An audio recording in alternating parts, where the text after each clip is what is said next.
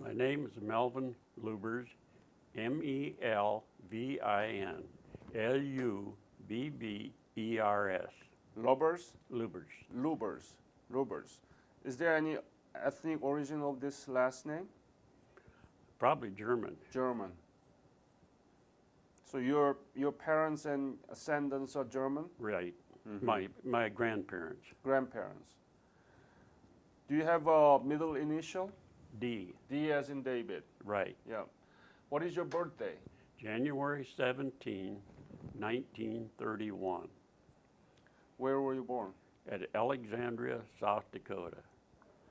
Alexandria, South Dakota. South Dakota. So this is your home state. Yes. Mhm. Tell me about your family when you were growing up, your parents and your siblings.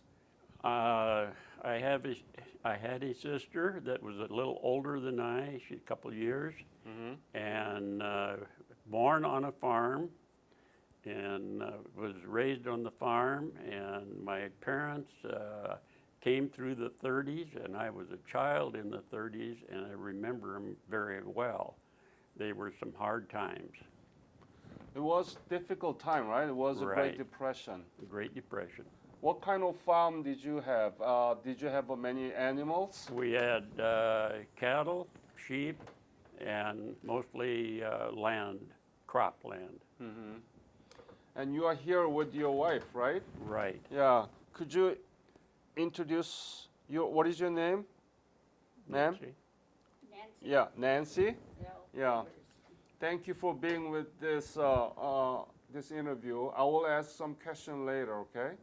But when did you meet her? Did you meet her? Did you know her before the war? We were married before the war. You were married. Yes. It'll be 65 years this coming January. So you went to Korea with your wife here. Yes. Was she did you have a children at the time? No. No. Wow. Must be hard for you and for Nancy, right? You said Nancy. Yes. Yeah. I will ask you some questions later, okay? Yeah. So tell me about the school you graduate. Well, I went to country school, and I went to high school at Alexandria, graduated in 1949. And what did you do? I sold Mormon's feed and was in the carpet business. Did you know anything about Korea before? Very little. What did you know? I knew about where it was, and that's it. Not more than that. Not much. No. And when were you drafted or enlisted? I was drafted. When was it? I was drafted the 28th of January, 1952. And it was Army? Army, Where did you get the basic? Camp Roberts, California. Camp Roberts. Right. What kind of military training did you receive? there? Infantry. Infantry. For how long? 4 months. 4 months. Training, Yeah. basic training, 4 months. How was it? Tough. Yeah. Yeah. It was a lot of energy put in, and it was drilling. Did you like it? No. No. Thank you for your honesty. And you knew that the Korean War broke out already, right? Yes. How did you came to know of that? They told us over at basic training, and they even said most of you will probably be going to Korea, so you better listen to what we say. Were you married at the time? Yes. So what were you thinking? Didn't know what to think. Be honest. What were you thinking? Well, really what I was thinking is, do I want to go, but I have no choice. Uh-huh. Wow. And that's you already married. So what did you tell your wife about it? About going, Yeah. I just told her that, well, I went to Yokohama, Japan from basic training. From Yokohama to, When did you leave for Japan? it was June of '52, Okay. and went to the island of Hokkaido. Mm-hmm. And there we took 6 weeks of stressful training. We did not know where we were going. They wouldn't tell us anything or anything. Got on a ship at 3 o'clock on a Sunday morning, and we landed at Incheon, Korea, beachhead landing, but we didn't have a shot fired because That was it June? all, that would have been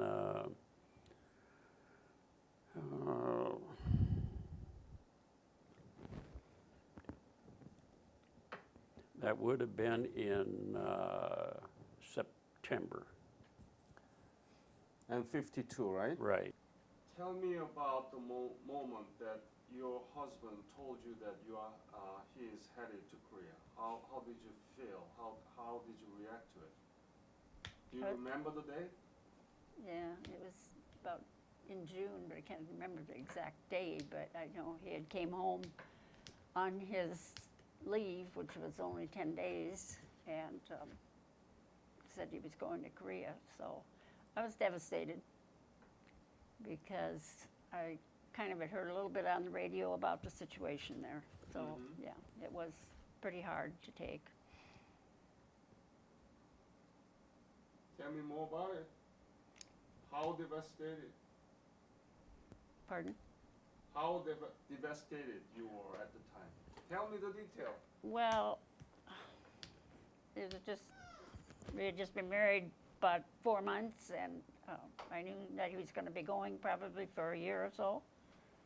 And it was very difficult because there was no way we would probably even contact each other. And we never got to contact each other very much at all in that time that he was over there. So it was very difficult. You must hated Korea. No, not really. I just hated the war going on, and I really didn't know exactly where I was at, which was good. Because if I'd have known the full situation of how bad it was and everything, I probably would have been more devastated. Didn't he write a letter to you? He wrote letters, but he never told me too much about what he was doing. What did he tell you? Just that he loved me and to be strong, and that he was coming back.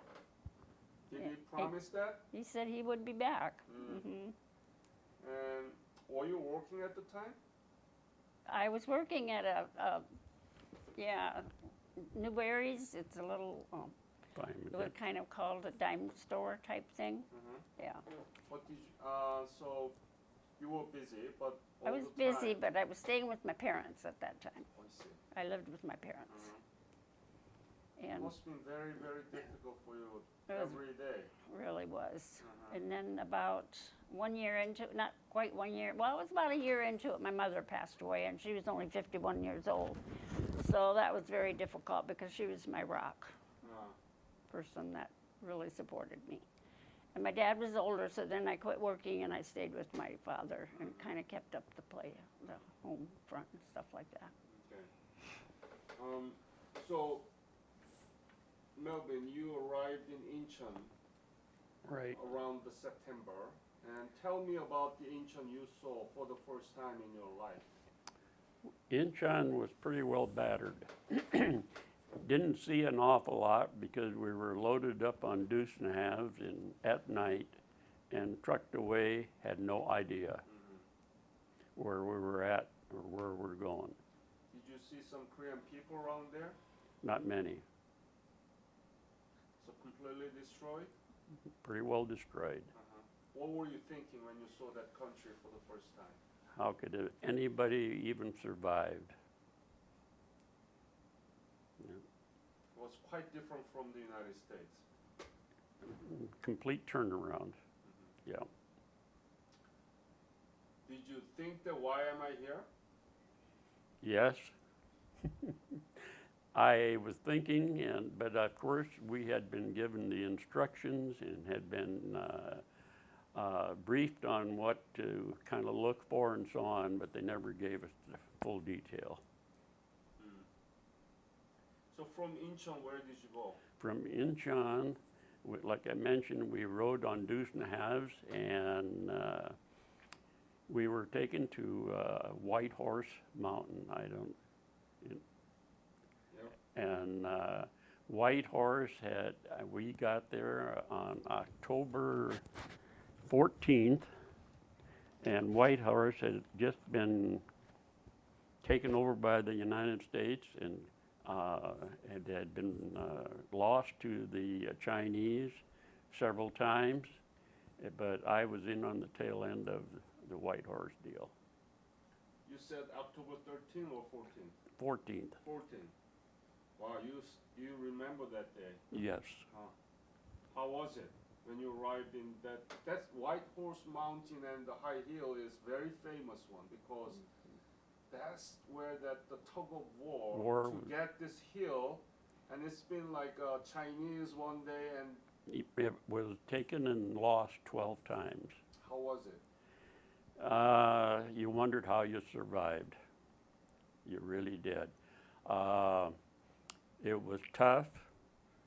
You crawled on your belly all the time, Like a snake. like a snake. How severe was it? Was it Chinese or North Koreans? It was mostly Chinese, Right? yeah. They were mixed, but mostly Chinese. Now, U.S. in your market, there is no product that you cannot, it's all about Chinese product. Right, You are doing business with Chinese. right, But your enemy was Chinese back Ri- then. yes. What do you think about this today? I don't like it.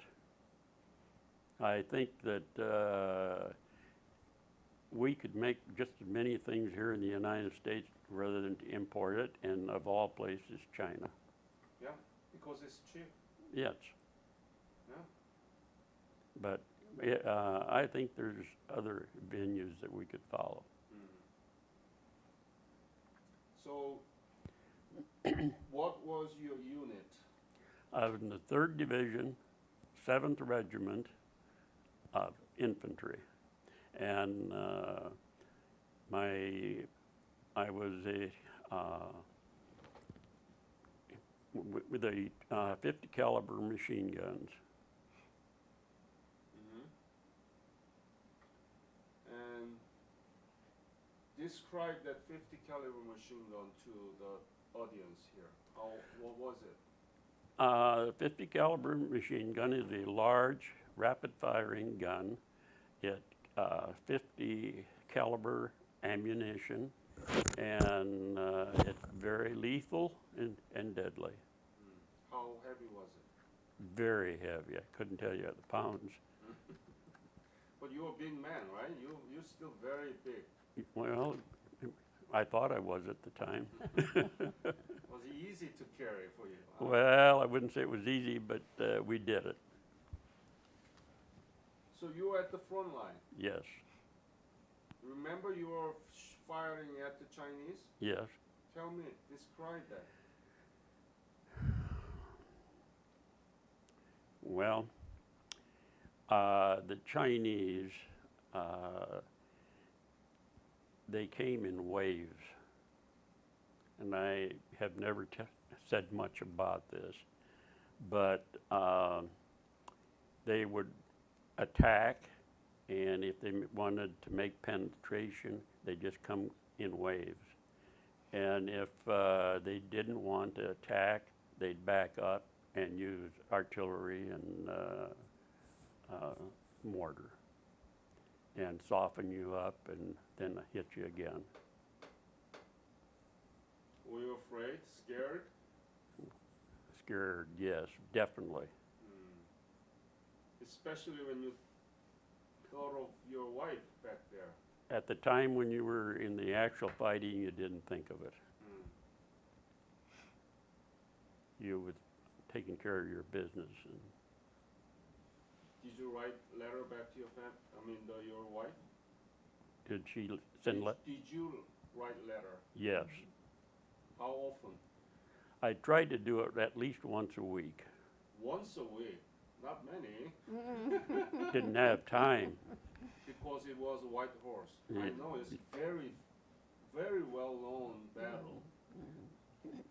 Yeah, White Horse is, and it is a strategic in the triangle, Yeah. the Iron Triangle, Iron or Triangle. Chirwan Valley. Cheolwon, Pyeongbang, Hyunhwa. Yes, Yeah. yeah, Do you remember that triangle? yes, Triangle? yes, Yeah. yes. Tell me more about those areas. Well, the Chirwan Valley was the best producing rice area in Korea. And that being said, the Chinese wanted it also for food for the military.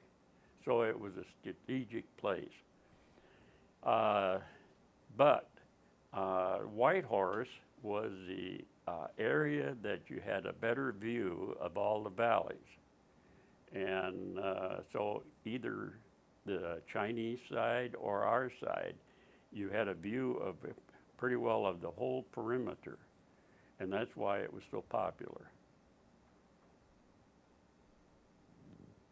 So during did you stay there all the time?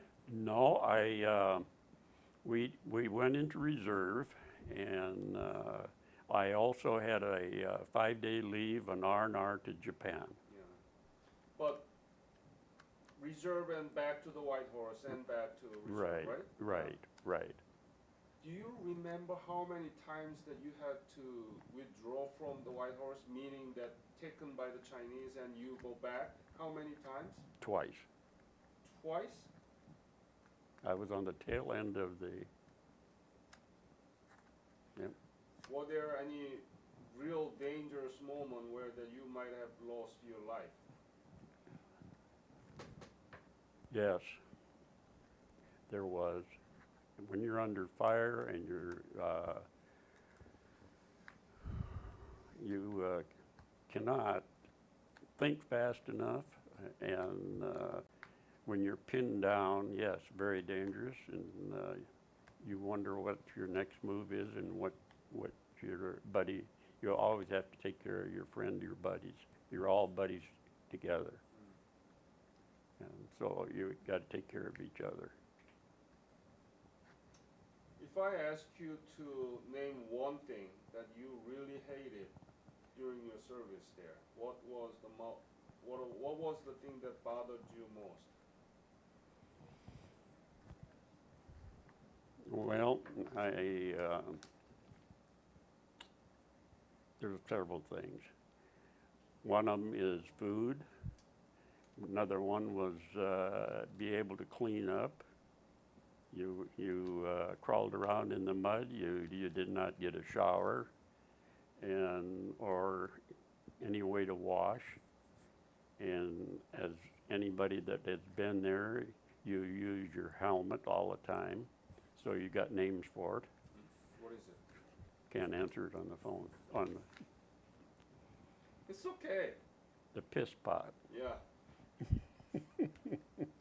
And what else did you hate it most? And probably the other things that you dislike is how you're living. You know, you have nothing. All you have is a bunker, and you live in your trench and your post in the trench and so on. It's how shall I say it? It's discouraging. You talked about the food. What did you eat? Well, if everything was quiet and so on, they may bring up some cold food. It was warm to start with, but it's cold by the time we got there. And other than that, it would be sea rations. You remember sea ration? You bet. What was your favorite? The beans with the little jelly candy on it.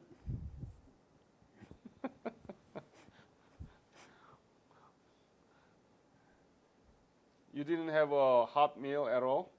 Yes, we did get a hot meal, but like I said, it was usually cold by the time we got there. And you sleep in the sleeping bag sometime, foxhole? Yes, How was it not very comfortable.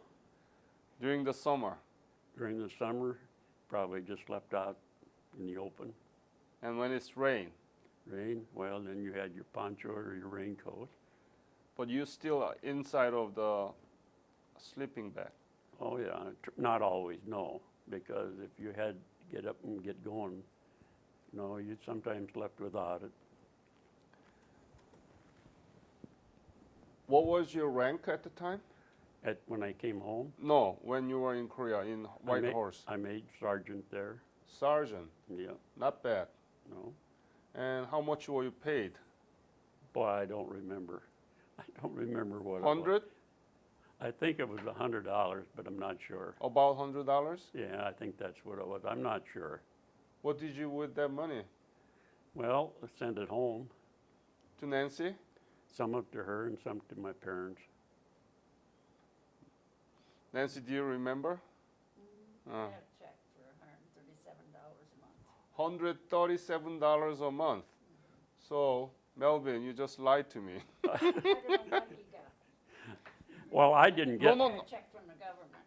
She, for see, $137 the a month. wife got a part of your wages. So, She got 137, she said, and I got, I think, well, when I first went in, I got $32 a month. So you got about $160. Right. You're a Well- rich man at the time. I didn't get it, she did. Right. So what did you do with that $30? Did you smoke? Did you drink? Didn't have to, well, we got one can of beer about a week, if they could get it up to us. And the cigarettes came with it. They were free. Good. Let me ask this question. If I arrange it, would you meet with the Chinese soldier who fought against you at the time and shake hands with him? Well, I say that the good Lord took care of me, and I feel that the remorse that you should have, I think we should shake hands. I really do. It goes back to, if you look at the Civil War, when the North and South ended the war, the two generals shook hands and said, hey, this is for everybody. And I think that we should, the relations should be better, let's put it that way. But now China is rising power. They are the biggest economy in the world, Right. obviously with the 1.3 billion population. Right. They export everything, and U.S. is one of the biggest market for them. Yep. But they are building their military rapidly. They are And building aircraft carriers, and they are challenging the U.S. power. So the Korean War, to me, hasn't finished yet. What do you think? well, if you look at the statistics, it hadn't been signed till here, a few years ago, and I don't believe it's finished. No, and the love and relationship there, I don't know. There's about, if I read it right, there's about 3 million Chinese living in South Korea right now. And I don't know how that relationship is panning out. I really don't. So to answer that question, I don't know. The Chinese are everywhere in the world, and it's called Chinatown. Right. And they are prospering. If you go to New York City, there are a big Chinese community there. Yes. But there are not two countries that are prospering. I mean, not as big and influential. That is Korea and Japan. So Korea and Japan, they are very exclusive, and they you know, so it's a different Chinatown in Korea. There are, but not like one in New York City or Right. you know Right. Yeah. in San Francisco. So that's where it is. And when did you leave Korea? I was there 8 months, so You arrived 8 months. I left there in June June. of '53. You were there 8 months, right? Yes. Does that figure? I was there 8 months. Yes. You were. No. Oh yeah, it's a June, Right. and it was right before the armistice was signed. About a month before. I was back in the States when it was signed. How was the situation around the triangle when you left? When I left, it was calm. Calm. Yes. But when the armistice was signed, each side started getting rid of their ammunition and fired back and forth. It was very destructive. That's I've been told.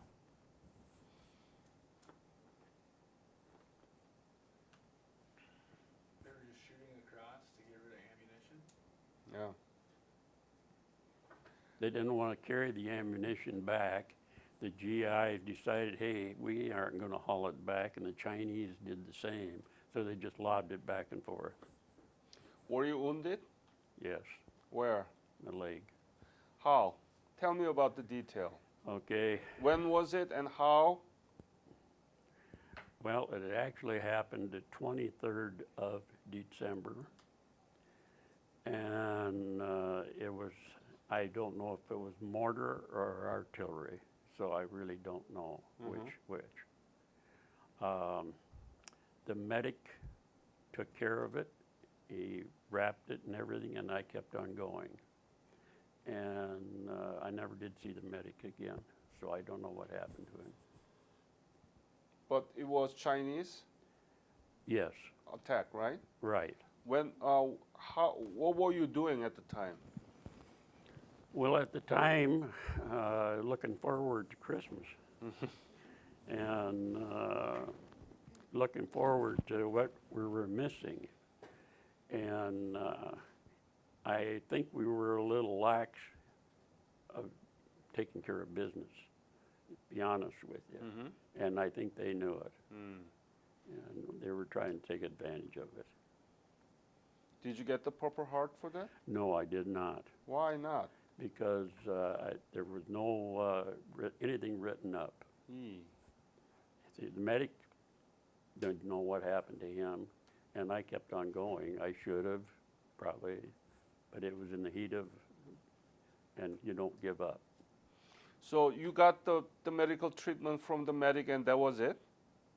Yes, and well, they sent up another medic later on. Okay. Yeah, Oh, so you got the treatment twice and more than once and they didn't put that into a record. no, That's bad. there's a lot of things that happened there. Still happens. That happens all the time. Any other story that you want to tell me during your stationing in Whitehorse? Like, whatever episode that you want to share, you didn't tell me yet. well, like I mentioned, when we got up there, we kind of hunkered down and then got beaten off. And then the reinforcements were sent in because they were getting low on men, so to speak. And we worked our way back up. Have you ever been there at Whitehorse? Yeah. Have you? Okay. Well, then you know facing north, the left side, you know, the little hill on the side. Well, then we would try and get that back again and then work our way up to the point. And we were successful in getting that secured. And then we retrenched, built our bunkers, and that's for the rest of the time exchanged. Let's exchange shots back and forth. Did you talk to yourself? What the heck am I doing here? Don't we all? Right. Why did I come here? But like I say, I was drafted. Now Midwest boy, he's going to do his job and get the heck out. Have you been back to Korea? Yes. When was it? November 11th of last year. Wow. Did you go with your wife? No, I went with my son. She couldn't go. Mm. My son went with me. Tell me what you saw there. We saw a nation that has come out of the ashes, and now they're in skyscrapers. The harbors are bustling with business and products going out. Car business come back to life again. Nation that has really did themselves, I think probably with the United States' help. And it's really up and coming all the way till you get close to the 38th, and that is still a war zone. The minefields are still there. The trenches are caved in and the trees are growing up in it and so on, so they're not like they were or have your stations and so on. The bunkers have disappeared. All they are is rubble of sand. They built up some nice stations that you can view from, and Whitehorse has one that you can see the whole area. And they've done real well with all those things. And the consulate of the South Koreans and the North Koreans are separated at Panmunjom. There's blue buildings in there. They are just like they were when the armistice was supposedly written. And there's microphones everywhere. So the North Koreans can hear every word you say while you're in that building. So you have to be a little careful what you say and how you say it. On the North Korean side, there's cameras all across the front of the buildings and so on. They're taking your pictures all the time. I did get a little brave and step over the line a little bit and step right back again. But yes, South Korea has really come a long ways. If you took binoculars and looked back in North Korea, it looked like a bunch of gophers.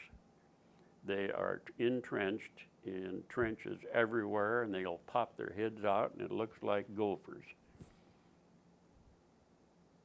What were you thinking when you saw those unbelievable developments that occurred in Seoul? In the 60 years that took place, it's unbelievable. The skyscrapers, the apartment houses, the traffic, it's unbelievable. When I was there, you'd see Papa-san, Mama-san carrying stuff around and walking and looked like they were lost, but there's none of that now. And one of the highlights of that tour that we had, we were at Panmunjom, and we unloaded out of the bus, and the people said, now you all stand in a line here. And they counted us off and get in on that bus. When you sit in the seat, you leave one seat empty right beside you. So we all did that. And another bus came in with a busload of kids, and they were juniors in high school. And they told the girls, or mostly girls, few boys, go in there and find yourself a man. So, and that was the inner conversation that we had with the class. We went out for lunch that noon and sat down, and I never seen, my son had a girl with him. I never seen two girls eat so much in my life as those two did. It was unbelievable. But anyway, after lunch, they put them back on a bus and took them back to school. But it was kind of a highlight because here in the States, there's nothing said about the Korean War. It's a forgotten war. The kids are not getting any education on it. Why is this? Oh my goodness, that was Korean student and they didn't know about the Korean War? Oh, they knew. Yes. Oh, yes. Yeah. I'm talking about here in the United States. Yes. Yeah. But we interacted with them. They asked us questions. We asked them questions. No, they knew very well about Yeah. it. They have a I mean, they would not bring any students who doesn't no, know. no, no, no, They no. are already they prepared. They knew Yeah. very well. It's been arranged. But Yeah. you made an excellent point. Why don't we teach about this war? Why don't they? I have not figured it out. And you talked to, well, first of all, I'm going to say when I came home from the service, the only 3 people that met me was my parents and my wife. And we mingled right in with the population again and went to work. But we never had a welcome, never had any recognition. But today, they're starting to pick it up a little bit. But now they started Vietnam and on up instead of Korea. Yeah, that's why we are doing this. My foundation, Korean War Legacy Foundation, is to remind American young generation and public that the fight the Korean War veterans did, it has come with such a beautiful outcome. Yes, beautiful outcome. The only thing is that you ask just about anybody, even grown-ups, how many people were killed in Korea? How many GIs were killed? How many South Koreans were killed? You multiply that up, that's an awful figure. There are still 7,000 Missing GIs missing over there. Don't know where they're at. And that was one of my objections when I went to Korea. I tried to look into it. Nancy, and could you take out your microphone and sharing with your hands with your wife? I think so.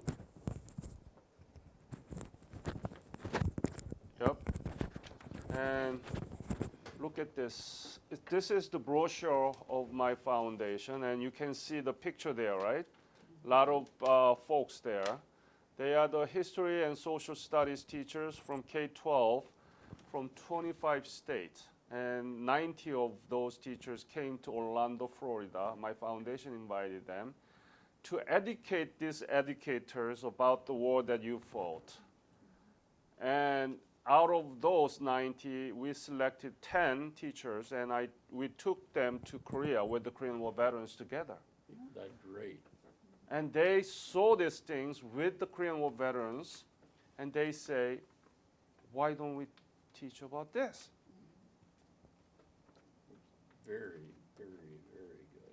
That's why we are trying to do this, okay? We want to use this material, your interview, and making as a digital history textbook about the Korean War, and use it in the classroom. Great. I'm 100% for it. So that next year, we're going to do it in the Mount Rushmore Good. from July 11th to 14th. Great. Yeah. And foundation cover most of the expenses. And NCSS, National Council for Social Studies, they officially endorse this professional teachers development program so they can certify it. Would you please spread this word to the teachers who might be interested in your district or region? Would you have a brochure that I could take to the school Yeah. Yep. and give them? Yeah. You can take this brochure, okay? And ask them if they are interested and contact me. All right? Your My business card here too, okay? And I will give you a bunch. And ask them to contact me, okay? okay. Yeah. It's the war that you fought, but your wife also suffered at the time, Definitely, right? definitely. Yes. Nancy, do you know anything about the Korean economy and democracy right now? Not a lot, except what he's told me. What did he tell you? That how it has improved and came up and, you know, is so much better, and so on. Yeah. That is his legacy, and that is the legacy of the Korean War. And we want to do it together to educate our young generations, you know. Right. That's great. Nancy, do you remember the day that he returned to you? It was August 1953. I'm not exactly sure of the day.